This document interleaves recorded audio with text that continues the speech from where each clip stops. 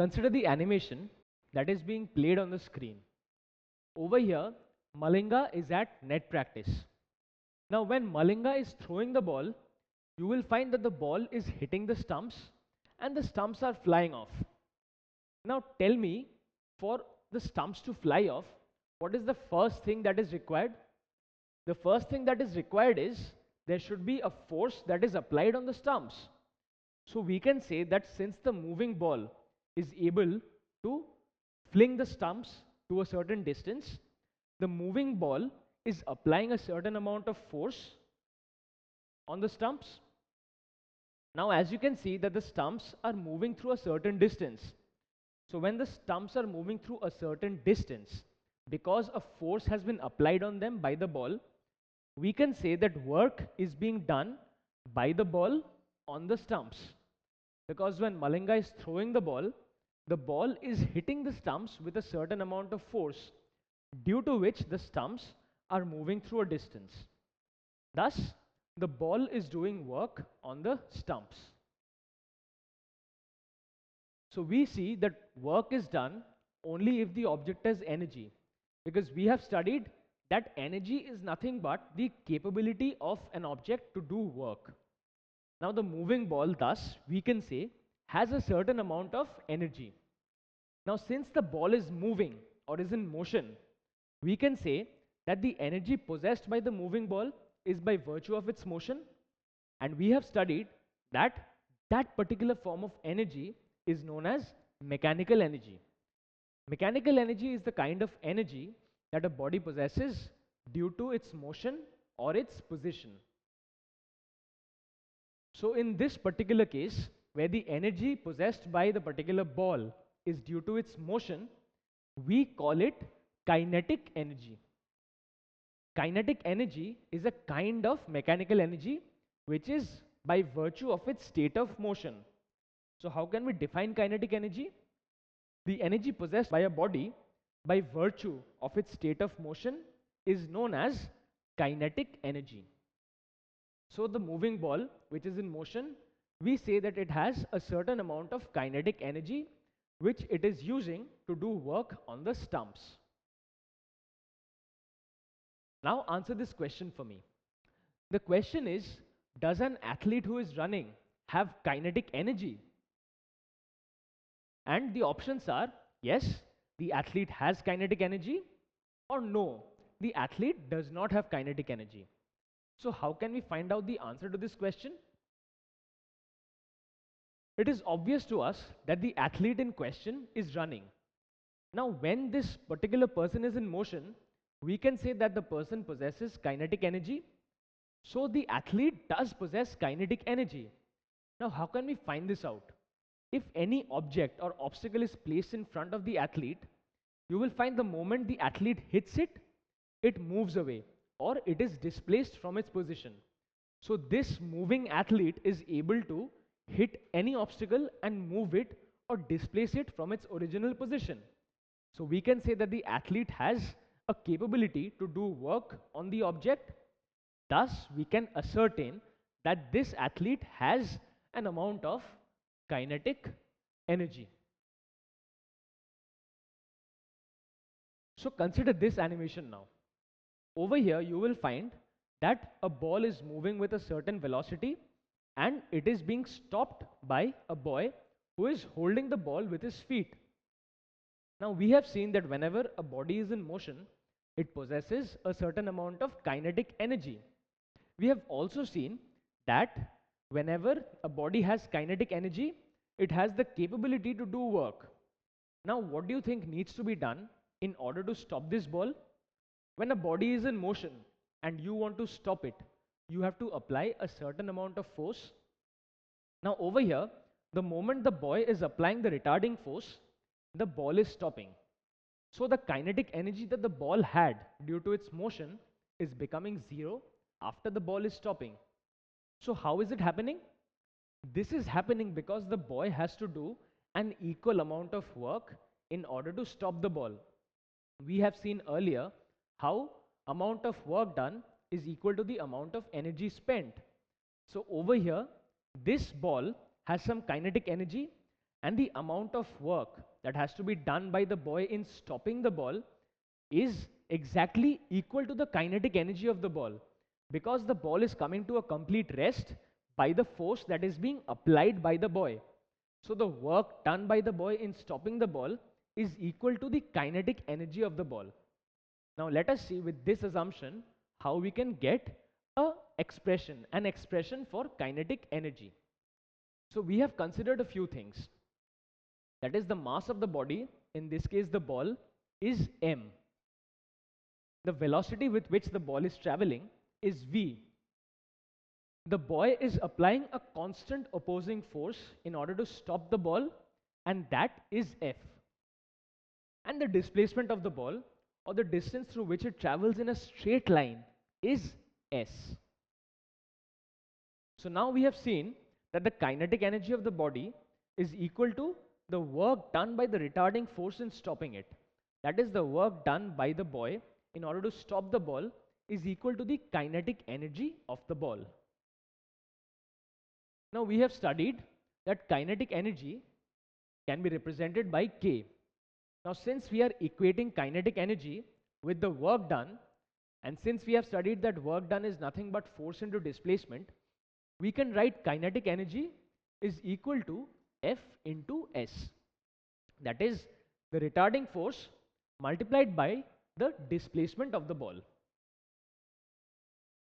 Now from Newton's second law of motion, we have studied that force is given by mass into acceleration. That is ma. And this is what we are getting from Newton's second law. So now let us consider a few things. We have already seen that the velocity with which the ball was traveling is v. That is, the initial velocity of the ball is v. Now when the boy is stopping the ball is coming to rest. So the final velocity of the ball is 0. Thus, the initial velocity u is being taken as v, and the final velocity v is being taken as 0, because the ball is coming to rest. Now let us see what happens if we apply the third equation of motion. The third equation of motion states that v square is equal to u square plus 2as, where v is the final velocity, u is the initial velocity, a is the acceleration, and s is the displacement. Now in this case, a is retardation, so we consider minus a. Why? Because the force being applied is a retarding force in order to stop a body. So instead of acceleration, we are considering negative acceleration, that is equal to the retardation of the body. So we use the third equation of motion and put the appropriate values for v, u, a and s. So the value for v is 0, we have put 0. The value for u is v, so we have v square, and there is a minus sign which is coming into play over here because we have considered negative acceleration or retardation. So v square minus 2 into a, that is the value for retardation, into s, that is the displacement. So if I rearrange this equation, I get v square is equal to 2a into s. Thus, we can write s as, if I rearrange, v square divided by 2a. Now I can replace this particular equation, this value, in this equation.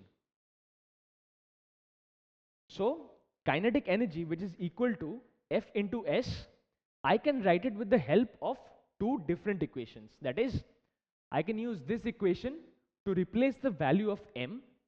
So I write F as ma. I use this equation to replace the value of F, and I use this equation to replace the value of S.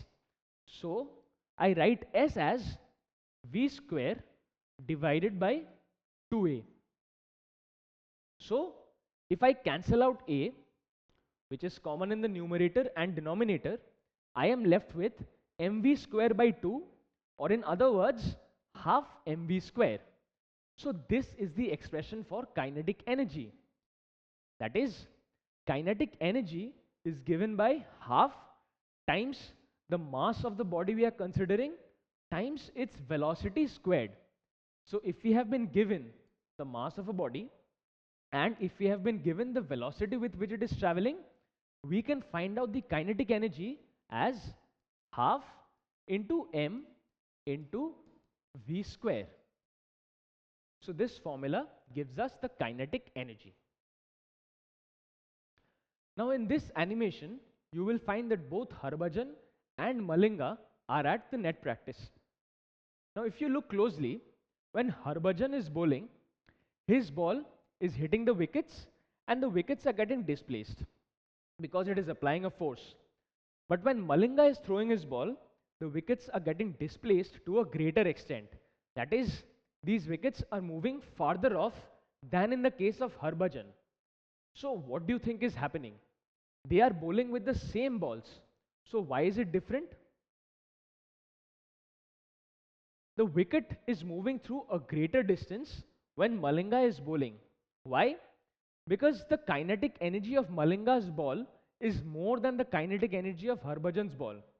Because the kinetic energy of Malinga's ball is more, it is able to do more work on the wickets than the kinetic energy of Harbhajan's ball. So it is due to this reason that Malinga's ball is able to move the wickets by a greater distance. Now you must be knowing that Malinga is a fast bowler, whereas Harbhajan is a spin bowler. So obviously in case of a fast bowler, the velocity with which he throws the ball will be more, and as compared to that of Harbhajan, who is a spin bowler, whose velocity of throwing the ball will be less. So clearly, if the velocity is more, in case of Malinga, the kinetic energy of the ball is also more. And if the velocity is less, then likewise, the kinetic energy is also less. So we can clearly see that kinetic energy is dependent on the velocity of the ball. Now consider another scenario. Over here, Malinga is bowling first with a cricket or a deuce ball and then with a tennis ball.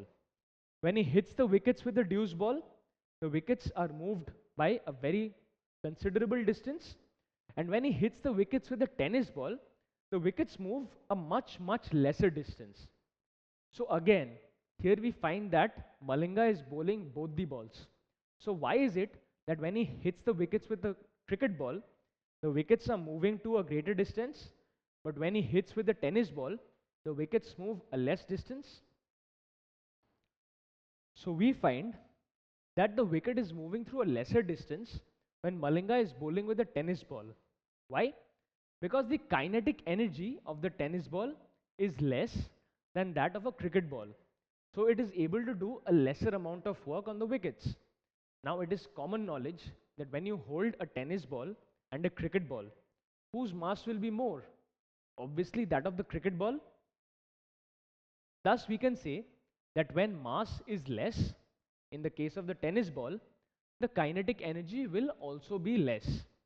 And when the mass is more, as is the case with the cricket ball, the kinetic energy will also be more. So clearly, kinetic energy is dependent on the mass of the body. Now since kinetic energy is a form of energy and the unit of energy is joule, so the unit of kinetic energy is also joule and represented by the capital letter J. Now there are certain types of kinetic energy. When, in this case as you see, a car or a body moves in a straight line path, the energy possessed is known as translational kinetic energy.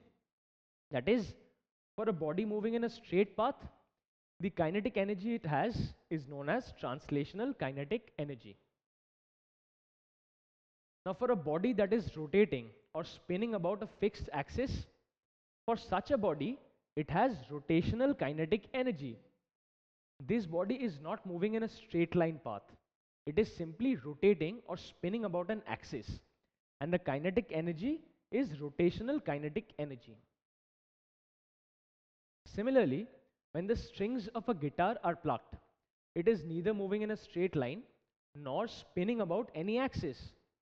it is merely vibrating to and fro about its mean position. So in such a case, when a body moves to and fro about its mean position, the kinetic energy possessed is known as vibrational kinetic energy. Now there are many cases where two types of kinetic energy can also be possessed by a body. Over here you see that a man is in a bowling alley and he is throwing the bowling ball towards the pins. So when he is throwing the bowling ball, and the moment the bowling ball starts traveling along the alley, it has translational kinetic energy because it is moving in a straight line, and it also has rotational kinetic energy because while moving in a straight line, the body spins about its axis.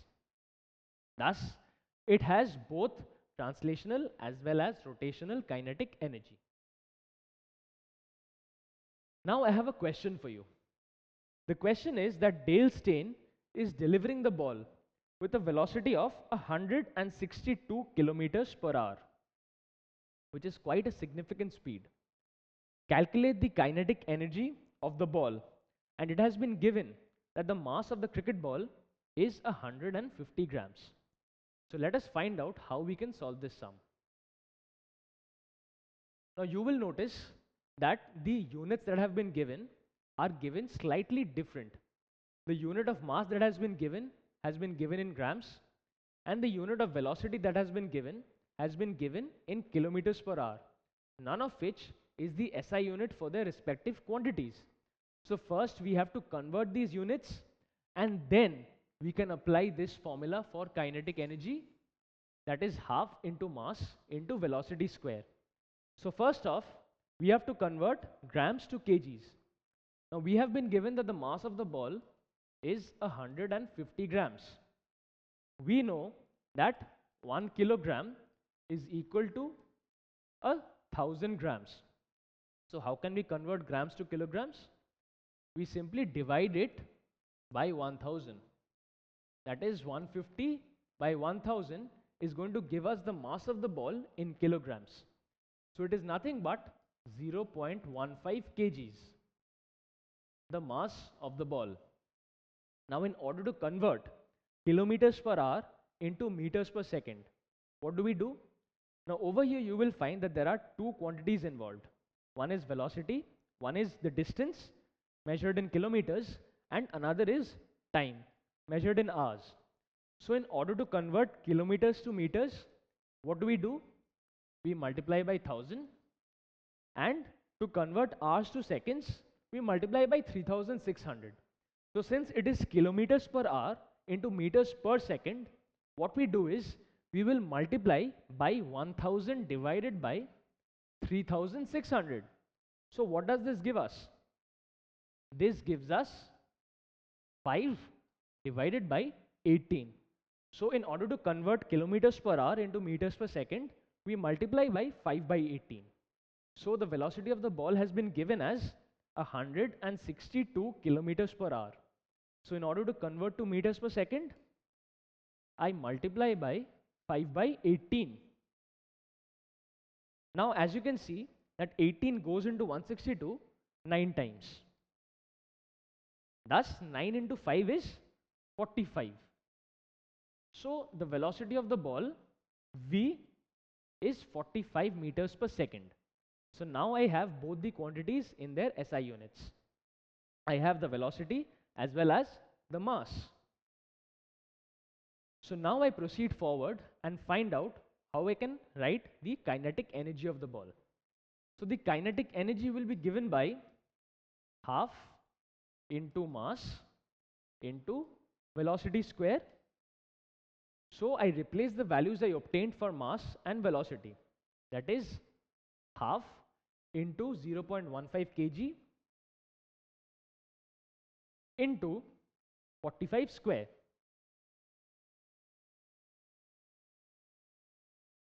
Thus, I write the expression in terms of the respective values, and the unit of energy is joule. So once I calculate, I obtain a value of 151.875 joules. So I can say that the kinetic energy of Dale Steyn's ball is roughly equal to 152 joules if I round off this particular number. So thus I can say that the kinetic energy of Dale Steyn's ball is 152 joules, which it possesses due to its state of motion. And that is exactly what we learned today, that the energy that a body possesses due to its state of motion is known as kinetic energy, and by virtue of it, it is able to do work on any other object.